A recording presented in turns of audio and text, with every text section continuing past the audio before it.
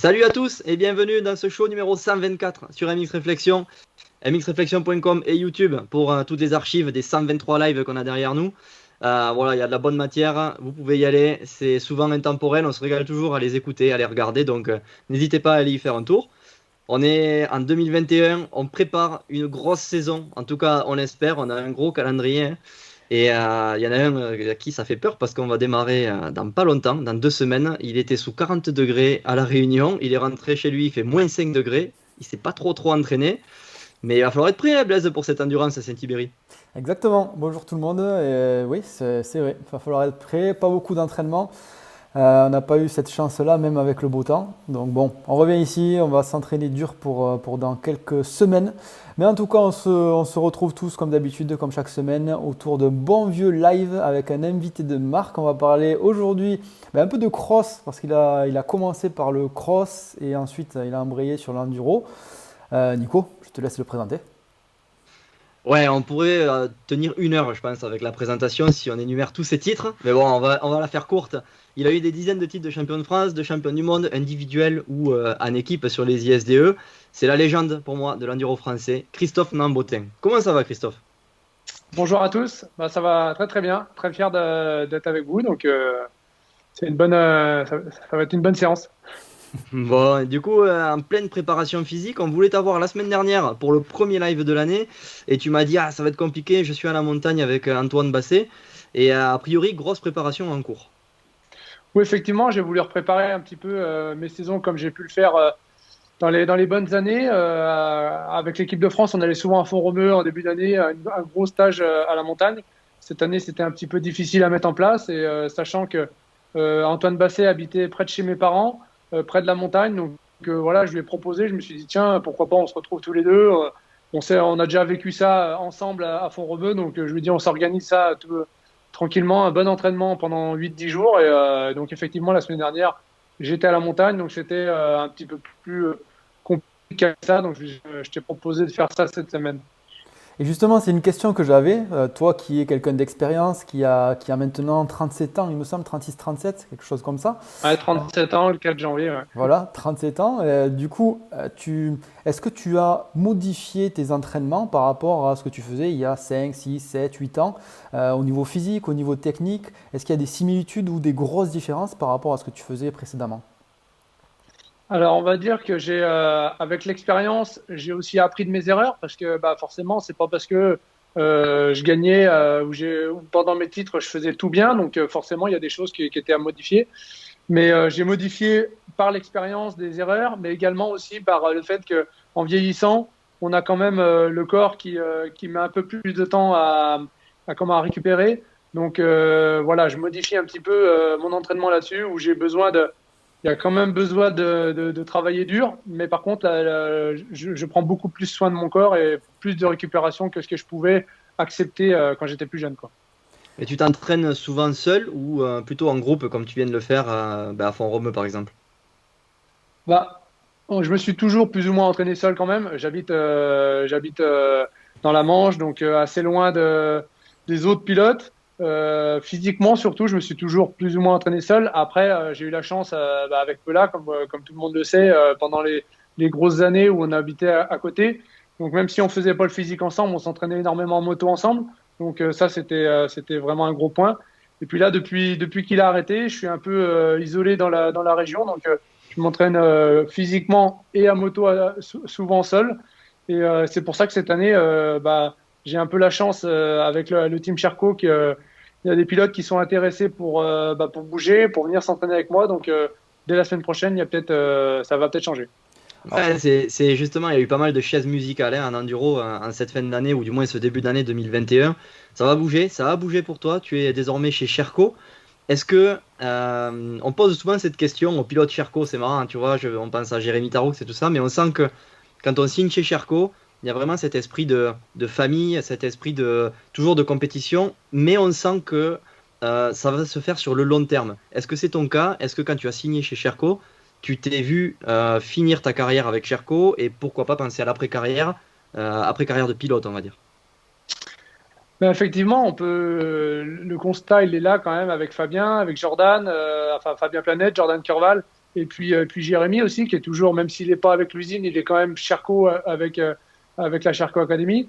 On va dire que dans un premier temps, quand j'ai été en contact avec Jordan, c'était pas dans cette optique-là. C'était d'abord en tant que pilote pour cette année. Et c'est vrai que c'est là où on voit quand même la famille Sherco, où tout de suite pour Jordan et puis Monsieur Tessier, ça a tout de suite été l'idée de se dire signer dans Bottin pour faire rouler l'année prochaine. Bon, c'est intéressant, mais l'idée ce serait pourquoi pas, si ça intéresse, de préparer quelque chose par la suite. Donc rien n'est fait, mais c'est vrai que dans l'idée, c'est quelque chose qu'on est en train d'envisager. Oui. Toi, personnellement, est-ce que tu envisages quelque chose pour les futures années? Est-ce que tu as déjà en tête le parcours de ton après-carrière ou pas du tout? Alors en tête, je dirais pas que je l'ai, puisque c'est quand même, je suis encore focalisé sur la compétition.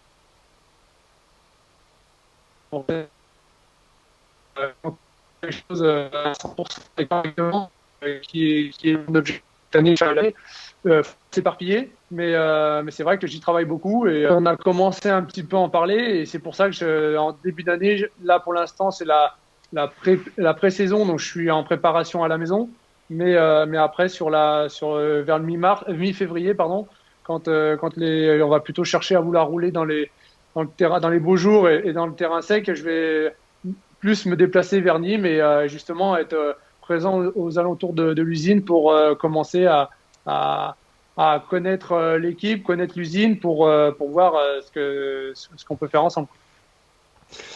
Ouais, on sait qu'en enduro, c'est pas comme en motocross où il y a une confrontation directe avec les pilotes. Vous vous connaissez tous. Évidemment, vous êtes rivaux, mais voilà, il n'y a pas cette confrontation où vous partez tous alignés sur une grille. Mais est-ce que toi, dans ta carrière, il y a eu quand même des pilotes plus redoutables que d'autres? Est-ce que tu peux nous en citer un, par exemple? Comme ça, pris de court, j'ai pas spécialement Oui, ou pas plus d'ailleurs. redoutable. Pas forcément. Il y en a peut-être pas Non, eu. voilà, j'ai pas. On va dire qu'en vieillissant, par contre, ce qui est sûr, c'est que aujourd'hui, j'apprécie l'enduro pour le fait de s'exprimer sur la piste tout seul. C'est vrai que c'est vraiment deux particularités différentes. Le motocross, on peut voir, on a beau avoir la vitesse, le talent, mais malheureusement, il y a plusieurs circonstances qui peuvent arriver et nous empêcher de nous exprimer à 100%. Alors que je trouve qu'en enduro, c'est beaucoup plus parlant, ou même s'il y a des circonstances autour qui peuvent arriver, mais voilà, il n'y a pas un départ, il n'y a pas de chute au départ, il n'y a pas de pilotes qui peuvent nous rentrer dedans, puisqu'on est tout seul. Donc, non, j'ai plus eu cette appréhension, on va dire, et ce stress qu'on a en motocross, c'est-à-dire de ne pas réussir à s'exprimer à 100% parce que je fais souvent des mauvais départs ou parce que voilà, il y a des pilotes qui viennent m'empêcher d'être à 100%. Mais j'ai pas eu particulièrement des problèmes avec des pilotes et encore moins des craintes. Alors, vu qu'on parle du motocross, j'avais quelques questions par rapport à ta pré-carrière enduro, c'est-à-dire la partie motocross. On sait que tu as été entraîné par Jackie Vimon. Qu'est-ce qu'il te reste, toi, en tête de cette expérience-là avec Jackie? Bon, on va dire que aujourd'hui, c'est mon pilotage. Tout ce que j'ai pu faire dans ma carrière en enduro, Jackie m'a apporté énormément sur la partie technique.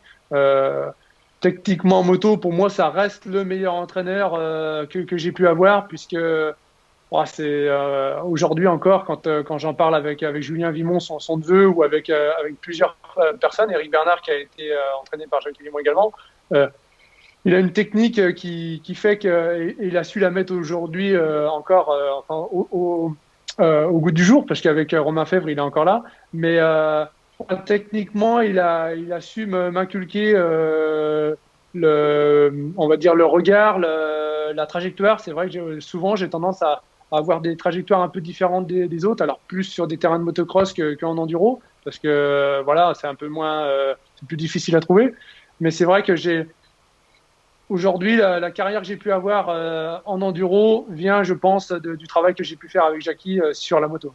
Et je me rappelle, toi, si je ne me trompe pas, hein, si mes souvenirs sont exacts, tu es passé après Sébastien Tortelli. Donc il y avait Adrien Lopez avec Jackie Vimon, Sébastien Tortelli et toi-même, juste après. Est-ce que tu n'as pas eu à un moment donné un peu cette appréhension, cette pression de passer après un Sébastien Tortelli que Jacques Vimon a fait éclore. Et est-ce que toi, à un moment donné, tu as eu une pression particulière ou pas? Alors, non, j'ai pas eu cette pression du tout, puisque j'avais 14 ans quand je suis arrivé. À 14 ans, on a des étoiles dans les yeux, voilà, on n'a qu'une envie, c'est de rouler. Donc, non, j'étais assez jeune et je me posais pas du tout ces questions-là, ou je me mettais pas ce stress-là du tout. Le seul regret que je pourrais avoir, c'est effectivement, comme tu l'as dit, je suis arrivé enfin, j'étais quand même dans l'année où Sébastien a eu son titre de champion du monde de 50 en 98, mais on va dire que les relations avec Jackie étaient déjà un peu plus tendues, et donc j'ai pas pu côtoyer Sébastien Tortelli en parallèle de ma première saison avec Jackie Vimon. J'étais encore chez mes parents, je m'entraînais que pendant les vacances scolaires, et donc c'est un peu le regret que je pourrais avoir sur cette période-là, parce que j'ai pas pu côtoyer Sébastien lors des entraînements, et je pense que ça aurait été un gros souvenir, quoi. On a parlé de la partie technique avec Jackie Vimon. Est-ce que la partie physique, c'était comment, toi, ton ressenti, même si tu étais quand même très jeune? Mais on a reçu pas mal de pilotes dans ce live qui avaient bossé avec Jackie et qui nous disaient parfois c'était trop dur. Est-ce que tu avais ce ressenti, toi, quand tu étais jeune? Alors, moi, j'ai pas eu ce ressenti quand j'étais jeune, puisque j'arrivais de chez mes parents. Voilà, je travaillais physiquement, mais j'étais déjà quelqu'un de travailleur et qui s'entraînait déjà beaucoup. Donc, j'ai pas eu forcément cette impression de travailler trop dur. Mais par contre, avec le recul, je pense que oui, c'est pas le fait d'avoir travaillé trop dur, mais c'est la charge de travail sur la saison, en plus de la moto, qui pour moi était peut-être un petit peu trop importante, et ce qui a peut-être provoqué un peu mes problèmes de fin d'année, où j'ai tout envoyé balader, et j'ai voulu arrêter la moto, peut-être à cause de ça, quoi. Donc c'est vrai que même si sur le présent, je n'ai pas du tout eu cette sensation-là, parce que moi, je voulais être le meilleur, donc j'ai écouté ce que Jackie disait. C'était dur, mais c'était acceptable. La différence qu'il y avait, c'est comme je disais tout à l'heure, en vieillissant, on sent la récupération qu'on a besoin pour le corps. Et je pense que dans ces années-là, il était peut-être un petit peu trop axé sur le travail et manquait un petit peu de récupération à côté. Ouais. Tu penses que quand on est jeune, du coup, on ne sent pas forcément cette fatigue, mais on la subit quand même? Tout à fait, ouais. C'est sûr qu'aujourd'hui, le corps, il accepte, le mental, il l'accepte. Et, euh, mais pour avoir du résultat vraiment à haut niveau, et pouvoir surtout durer dans le temps, il faut vraiment être bien dans ses baskets et récupérer. Et souvent, on a tendance c'est l'erreur de beaucoup de sportifs, hein. Alors, il y a ceux qui en font pas assez, mais il y a également ceux qui veulent vraiment être les meilleurs, s'entraîner. Mais malheureusement, il faut savoir récupérer. Et là où est toute la difficulté pour un entraîneur ou un sportif, de trouver le juste milieu entre le travail et la récupération. Et du coup, est-ce que tu peux revenir rapidement sur la transition motocross enduro? À quelle période ça s'est fait et comment ça s'est fait exactement? Alors moi, ça s'est fait en 2005 exactement. Je peux remercier Fred Lambert, c'est lui qui m'a apporté dans cette nouvelle discipline, grâce un petit peu avec la CIMA. C'est vrai que j'ai signé un contrat en 2005 en pilote CIMA Husqvarna pour faire le chemin de France en motocross. Et travaillant avec Fred Lambert, il me dit bah, tiens, l'enduro, essaye si tu veux. Donc voilà, la Stima m'a prêté une moto pour faire le chemin d'Europe en parallèle. Donc je faisais les deux championnats. Sur les trois épreuves, d'ailleurs, j'ai eu une moto différente à chaque épreuve. C'était un petit peu bizarre, mais voilà, c'est comme ça que j'ai découvert cette discipline.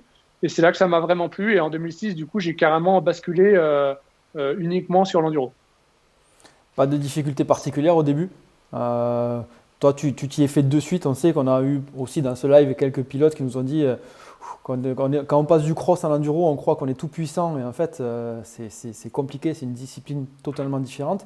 Toi, est-ce que tu as eu ce ressenti ou pas du tout? Tu t'y es fait de suite? Alors, j'ai pas eu ce ressenti-là puisque j'étais dans une période dans ma vie au point de vue sportif motocross, j'étais pas forcément dans les meilleures années. Donc, je me cherchais, j'avais un bon niveau motocross, un bon bagage technique, mais il y avait des petits paramètres qui faisaient que j'étais pas aussi bien que ce que j'aurais pu ou ce que je voulais. Et donc, quand je suis arrivé en enduro, voilà, je me sentais pas forcément l'homme fort du motocross qui arrive en enduro. Je suis rentré par la petite porte en faisant des épreuves pour découvrir. Et on va dire que et je pense Fred Veil s'en souvient encore, la plus grosse erreur, enfin la chose qui m'a marqué, c'est que en motocross, on connaît la piste, on sait le temps que ça dure, donc faut y aller à fond. Et en enduro, bah, c'est pas tout à fait comme ça. Et c'est vrai que je suis parti en Pologne pour la première épreuve du chemin d'Europe en 2005. Première spéciale, j'avais repéré en disant c'est bon, c'est à fond, et je me suis envolé dès la première spéciale. Je me suis cassé le métacarpe, voilà. Et après, bah, faut s'enquiller les 2 jours. Et c'est là un petit peu où la différence se fait vraiment, c'est que l'enduro c'est long, on connaît pas tout. On a un petit peu été coupé à la fin. Petite coupure. Une petite coupure là. Mince. C'est bon, c'est pas grave, c'était juste sur la fin, mais du coup, est-ce que ça a été dur aussi de s'adapter en étant un crossman pur au fait d'arriver en avance sur les épreuves pour faire la reco et tout ça? Est-ce que pour toi ça a été justement, est-ce qu'il y avait cette notion de plaisir à le faire ou c'était vraiment une corvée? Alors, s'habituer avec, j'ai découvert les disciplines. Euh, on m'a appris directement les règles un petit peu de l'enduro, comment ça se présentait. Et si on voulait être performant, il fallait forcément repérer. Donc non, j'ai pas eu du tout de problème pour me mettre en place dans la discipline. Forcément, on part plus lent. Donc, quand j'ai commencé l'enduro, c'était encore l'époque où les pilotes arrivaient que le jeudi matin sur les épreuves. Je me rappelle, Seb Guillaume, il me disait, nous, on marche 2 fois les spéciales, le jeudi, vendredi, et puis c'est fini. Et c'est vrai que c'est plus après que ça s'est bah, le niveau s'augmentait, il fallait être plus présent dès le début des spéciales. Et donc là, on a commencé à arriver le mercredi, voire le mardi. Donc là, ça c'était un peu 2013 avec Mela, où on arrivait presque le lundi soir. Alors c'était, je pense, exagéré maintenant hein, quand je vois le recul. Mais bon, je pense aussi parce qu'on partait de la maison, mais comme on était dans 2 copains qui allaient aux courses dans de bonnes conditions, donc on n'avait pas l'impression de partir au travail. Et du coup, actuellement, on va dire maintenant, là, mois de janvier, ça ressemble à quoi une semaine type pour toi? Voilà, pour l'instant, jusqu'ici, c'était semaine sans moto. J'ai juste roulé, découvert la moto, ma 300 Sherco, là, mais on va dire que jusqu'au 15 janvier, je concentre vraiment basé sur le physique. Donc, j'enchaînais pas mal de vélo, footing et puis entraînement en salle. Et puis, tout, j'attendais vraiment avec impatience. Et comme chaque année, cette grosse semaine de préparation physique que j'ai faite avec Antoine jusqu'à hier, je suis rentré hier soir, où c'est vrai que ça finit un petit peu la préparation physique avant de monter sur la moto, parce que moi j'aime bien quand je monte sur la moto pouvoir un peu avoir une bonne base physique. Donc tout simplement, c'est du lundi au vendredi, du sport assez intense. Je fais 2 séances par jour en général, le matin et l'après-midi. Donc après, comme je disais, il y a des séances qui sont dures, et il y a des séances qui sont un peu plus simples, mais je les conçois dans mon entraînement, parce que pour moi, la récupération fait partie de mon programme. Et du coup, niveau moto, tu roules combien de fois par semaine quand tu reprends la moto? En moyenne? Ouais. Là, je reprends la semaine prochaine, donc j'ai prévu de rouler 3 fois par semaine, donc du lundi au vendredi, parce que je roule pas le week-end. J'ai un terrain où c'est un peu plus compliqué de rouler le week-end, donc et puis comme j'ai la possibilité de rouler la semaine, je préfère faire comme. J'ai Antoine Maguin qui va me rejoindre sa préparation à mes côtés. Il a préféré continuer à rouler pendant que j'étais en préparation physique. Et donc lundi, il arrive chez moi et on se prévoit donc 3 séances d'entraînement moto. Je roule essentiellement dans le sable, où je fais séances où c'est surtout des manches sur du foncier, enfin vraiment pour faire comme on appelle ça, la caisse dans le jargon. Et puis après, donc ça va être pendant 3 semaines qu'on va faire ça, tout en liant un petit peu le sport à côté de la moto. Et après mi-février, là où je descendrai peut-être un peu plus dans le sud, où tout dépend du temps, mais où là je partirai plus sur du roulage chrono et vitesse, une fois que j'aurai une bonne préparation physique.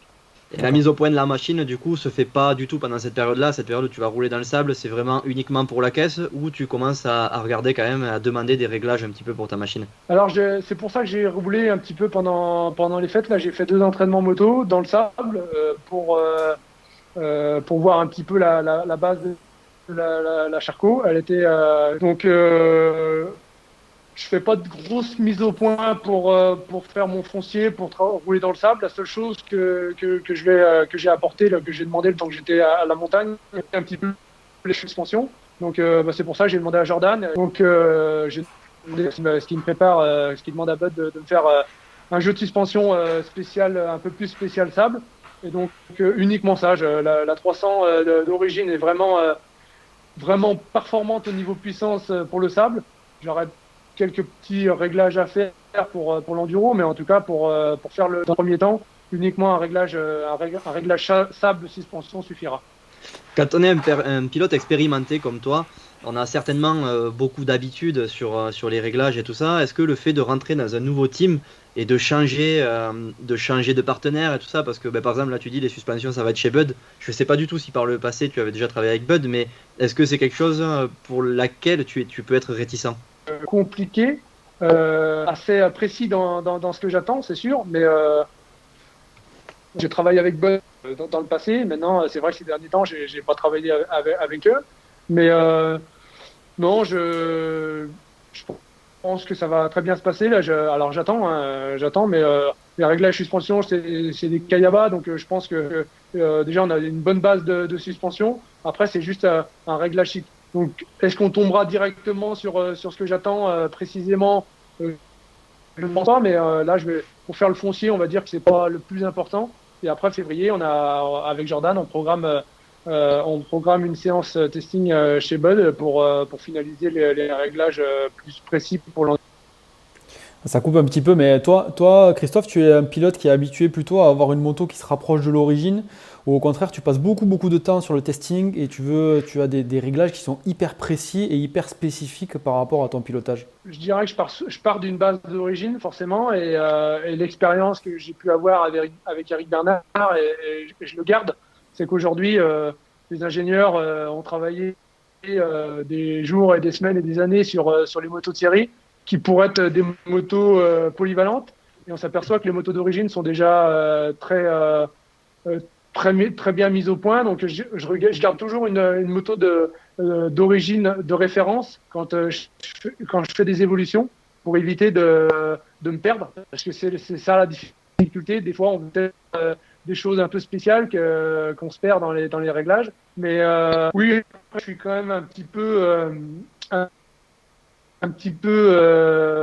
particulier sur mes réglages, où j'ai une moto qui est plutôt qui balance un peu plus sur l'arrière. J'aime pas une moto qui plonge de trop, et carburation pour que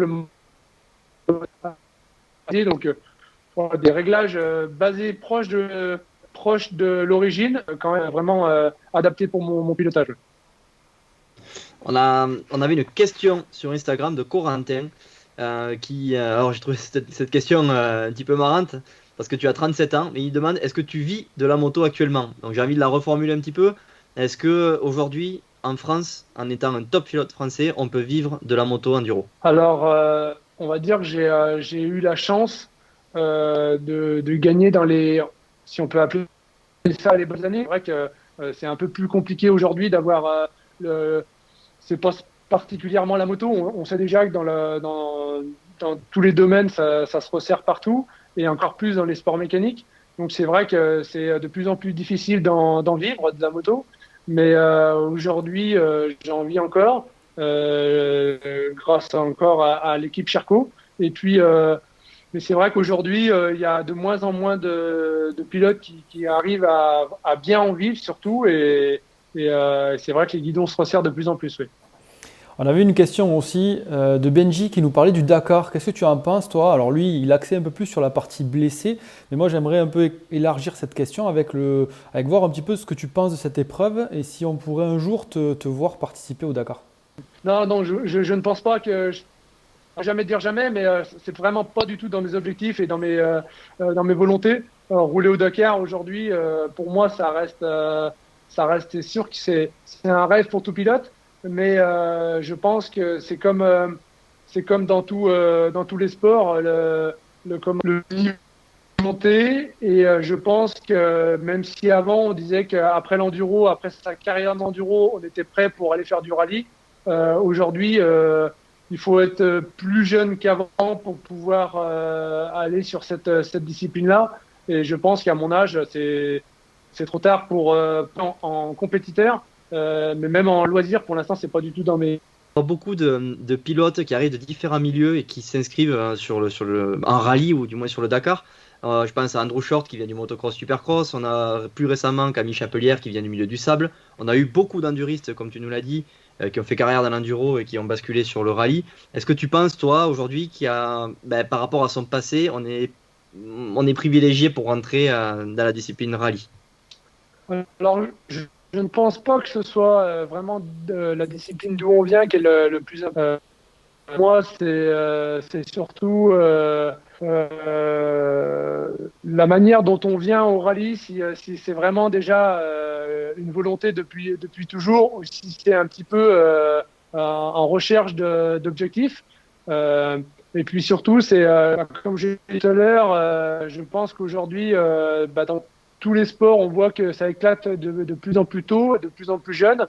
Et donc, c'est vrai que maintenant, en rallye, il faut se décider assez tôt pour partir dans la discipline, le temps d'apprendre, et surtout pour avoir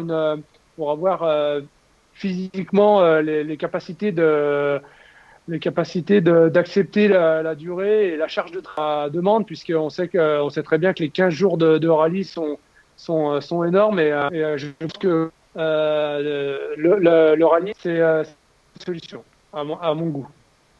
C'est la partie, il nous en a parlé tout à l'heure dans la question, la partie blessure, c'est quelque chose qui peut te faire peur, toi, dans une discipline comme le Dakar?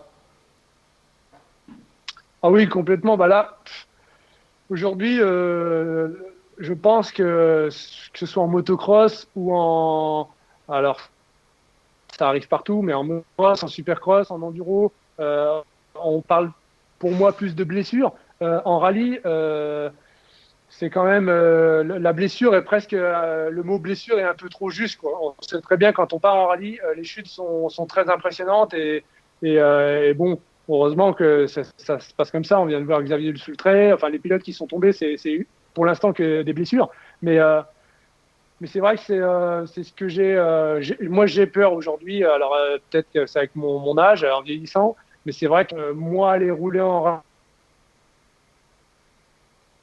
une blessure qui me freine complètement. D'accord.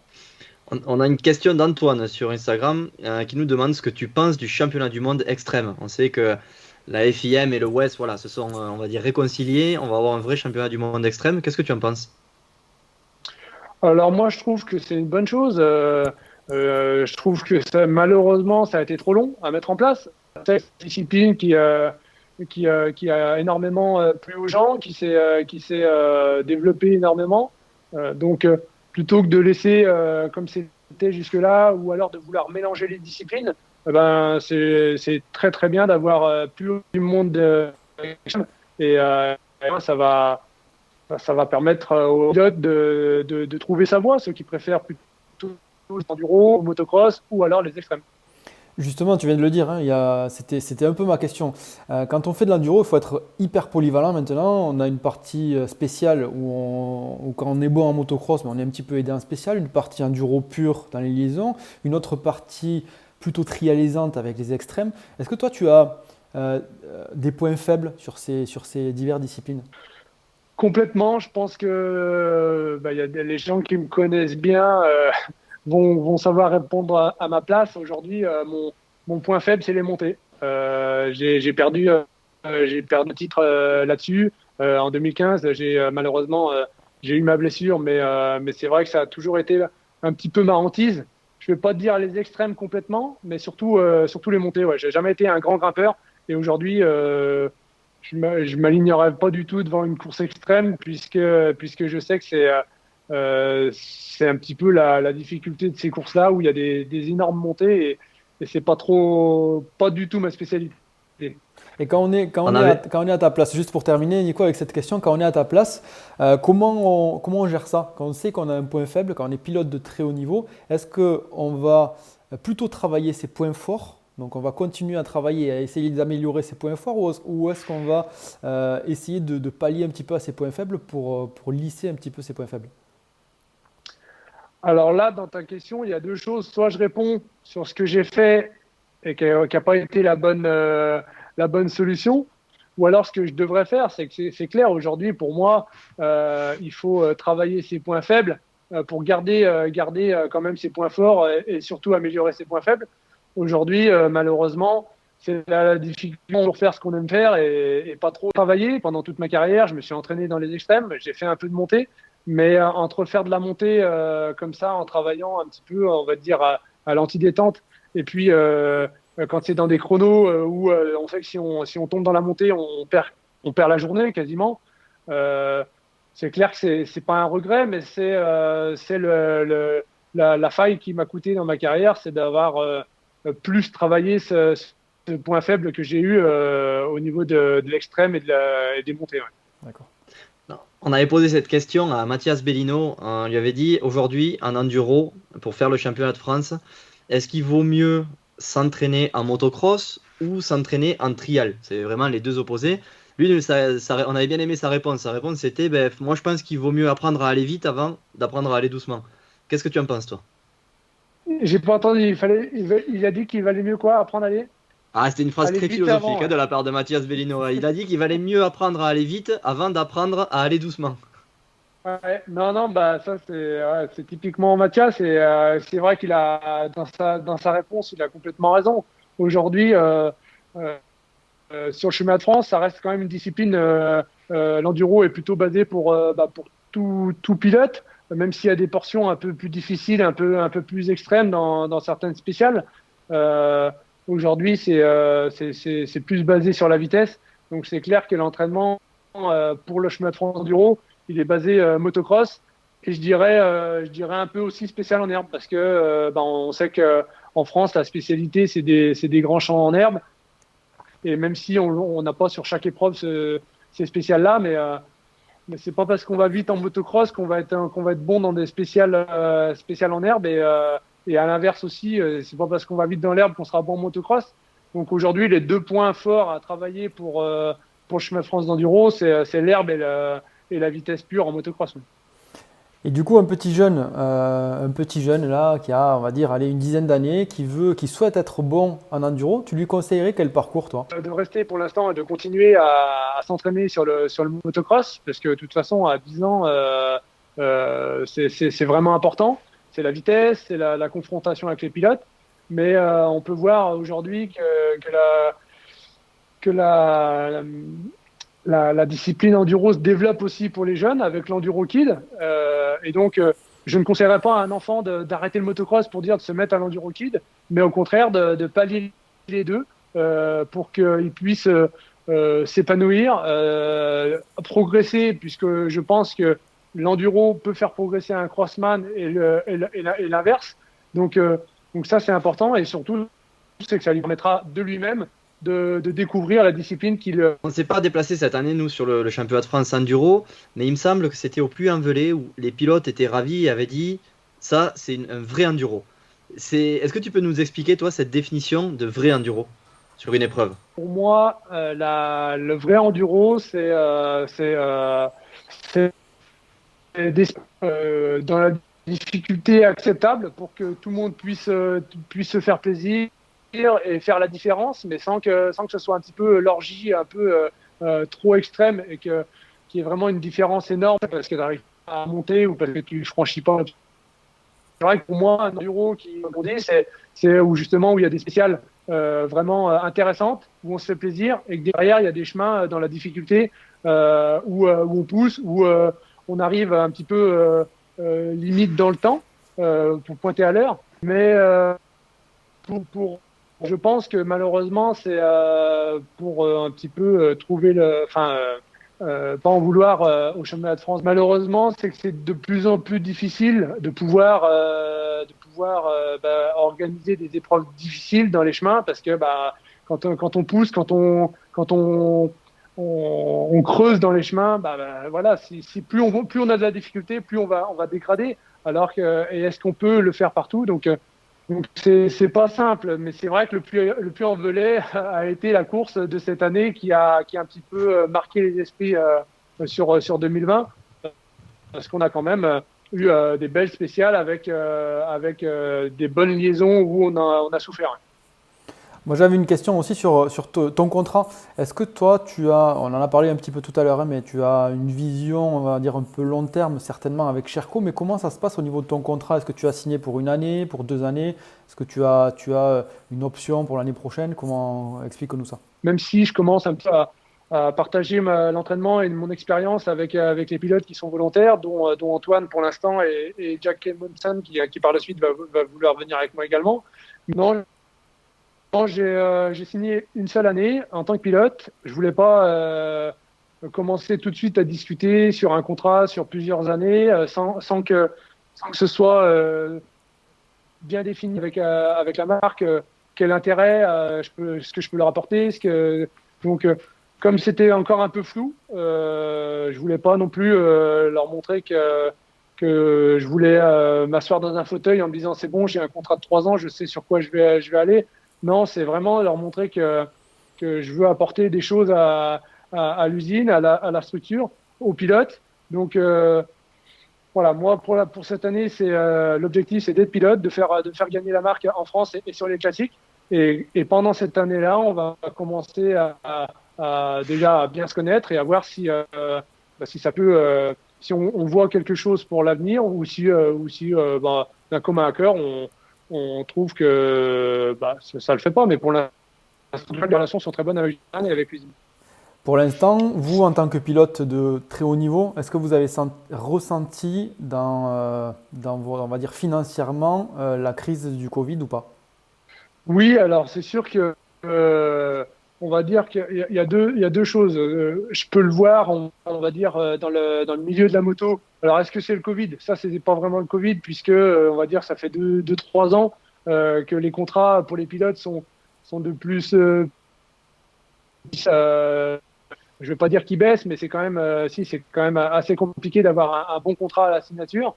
Et après, ça dépend un peu des contrats qu'on a, mais c'est vrai que moi, par exemple, pour l'année dernière, le Covid a quand même un peu amputé mon contrat puisque j'avais un contrat plutôt basé sur les courses de participation, étant donné qu'il y a eu peu de courses finalement dans l'année. Donc voilà, la saison a été plus difficile pour moi, mais je pense que tout pilote aussi a dû jouer le jeu parce que le but, c'est pas de se dire je veux prendre tout mon argent dans l'année et puis qu'après on soit en difficulté. Il faut que tout le monde joue le jeu. Je pense que c'est comme ça dans la. Quand eu un gros impact, c'est peut-être le ressentir. On a une question d'Antoine qui revient un petit peu aussi sur l'extrême. Il nous demande pourquoi les Français ont du mal à briller en extrême et en super enduro. Quel est ton avis là-dessus? Question. Ça, je ne sais pas. Est-ce que c'est aujourd'hui, il y a un petit peu deux choses. C'est que nous, on était quand l'enduro français dominait, on va dire l'enduro mondial. On était focalisé sur l'enduro. L'extrême n'était pas encore vraiment dans l'actualité, donc pas notre discipline. Et c'est vrai que plutôt à la recherche dans toutes les disciplines. En enduro, on voit bien que pour l'instant, c'est encore un peu plus difficile qu'auparavant. On a pu voir aux ISDE. Donc je dirais que c'est déjà à la base, on manque un petit peu plus de réservoirs pour vraiment être aux avant-postes dans les disciplines. Et après, pourquoi dans les extrêmes? Je ne saurais pas répondre exactement. En tout cas, c'est surtout que on a eu une grosse période de 2000, on va dire 2006 avec l'arrivée de Johnny Aubert 2007 l'arrivée de Johnny Aubert en enduro, qui a amené une vague, on va dire, de pilotes crossman qui a fait vraiment évoluer la discipline enduro. Et l'extrême, malheureusement, comme on sait, c'est du motocross qui va être les plus performants en extrême. Donc, est-ce que c'est la raison pourquoi les pilotes français n'arrivent pas à percer en extrême? Je ne sais pas. En tout cas, c'est une explication plausible et c'est toujours bien d'avoir l'avis d'un pro comme toi là-dessus. C'est Blaise, est-ce qu'on passerait pas à la question du jour? J'allais te le proposer, même si la question du jour, on en a un peu parlé jusqu'à maintenant. Celui-ci là, il m'a modifié mes notes, je l'avais écrite la question du jour et tu me l'as supprimé. Heureusement que je l'ai gardé en tête. Je voyais que tu frétillais. La question du jour, en fait, on te l'a déjà posée tout à l'heure, Christophe, c'était concernant le trial ou le motocross avec la belle phrase de Mathias Bellino. Donc j'en avais une autre en stock et toi qui es un pilote d'expérience, cette fameuse question du jour, tu vas pouvoir y répondre. Comment ne pas se dégoûter de la moto en compétition? On sait que toi tu as fait de nombreuses années, même déjà très jeune, tu travaillais très dur, comme tu l'as dit avec Jackie Vimon. Et aujourd'hui, à 37 ans, on te voit encore en mesure de gagner des championnats.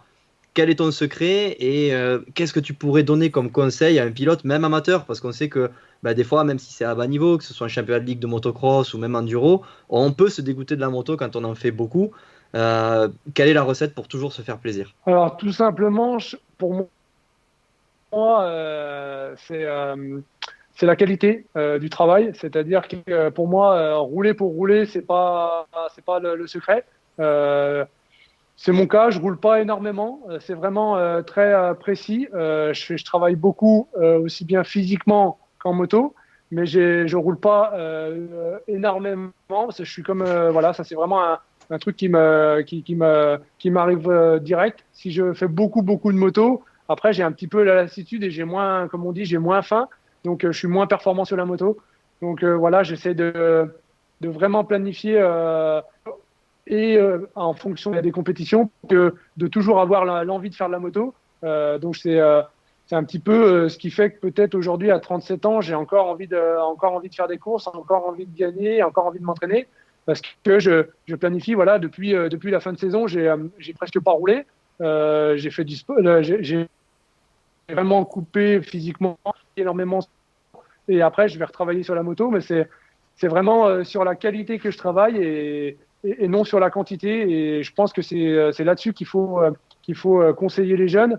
C'est pas de dire brûler de l'essence pour brûler de l'essence. Moi, quand je vais sur le terrain d'entraînement, c'est vraiment j'ai un petit peu établi mes séances d'entraînement sur papier. Et c'est exactement ce qu'on faisait avec Pela dans les grosses années où on a gagné.